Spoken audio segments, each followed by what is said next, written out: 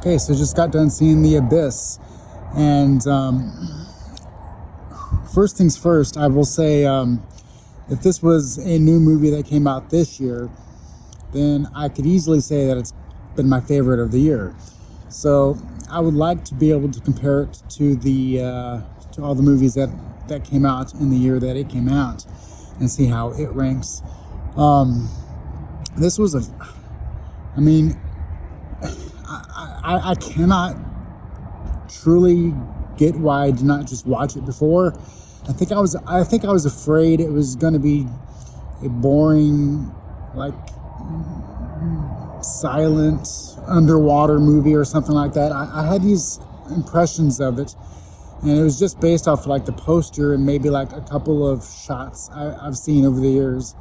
But it is a in-depth, layered movie with just some incredible set pieces and characters and comedy moments. Great writing as far as how the plot unfolded, and there was multiple plots going on. And it's a movie that's it's a step or two or three or four above all the rest of its genre, because everything just comes together so perfectly. It feels like it's a cross between like Close Encounters of the Third Kind and kind of, I mean, there's a lot of Avatar in it, and I mean, I guess you could say there's a lot of The Abyss in Avatar, just the way things played out. But it felt like it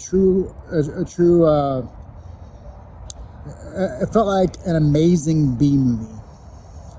And that's, I mean, like the way the characters act and the way everything unfolds, it doesn't feel like it's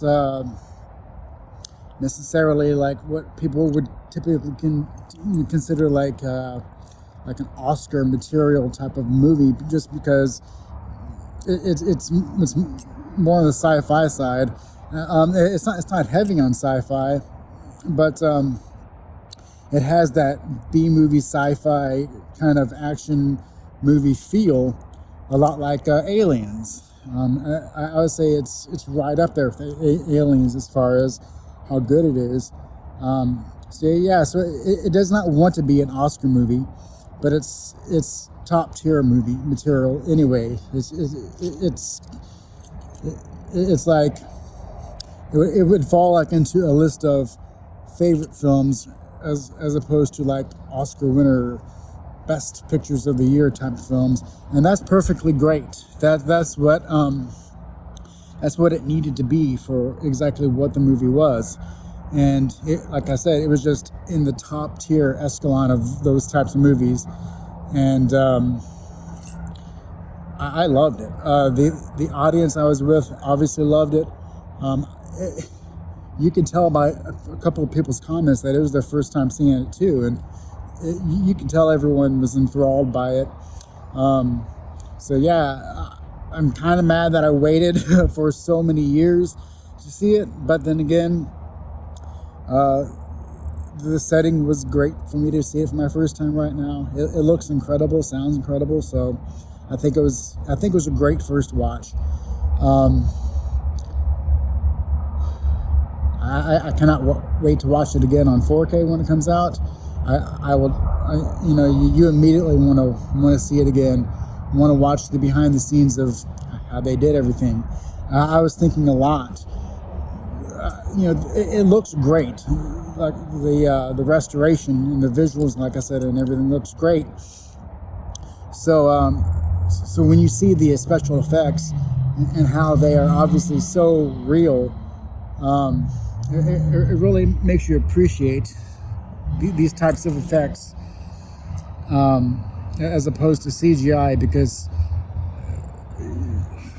I mean it makes everything seem so absolutely real, and when characters could be dying, you believe it. You believe anybody could die at any moment. So I think that was the biggest aspect, because the movie, it had to go from being really really lighthearted to being super, on the verge of. I mean, yeah, there are some sad moments that get turned around quickly into unbelievably happy moments, and for you to get to that level of quirkiness and goofiness at the very beginning, to the point of at a superb height of drama, the movie has to feel real. And it's easy for, I mean, most people say, oh, practical effects, but when you can use those practical effects, and the feelings that that the audience should have, as far as realism, and thinking that everything that's happening is totally really happening, then it just makes everything work and fall into place, and totally believable when it comes to the dramatic elements too. So if you've not seen this, my highest recommendation, as far as just being totally enthralled for close to 3 hours. It was great.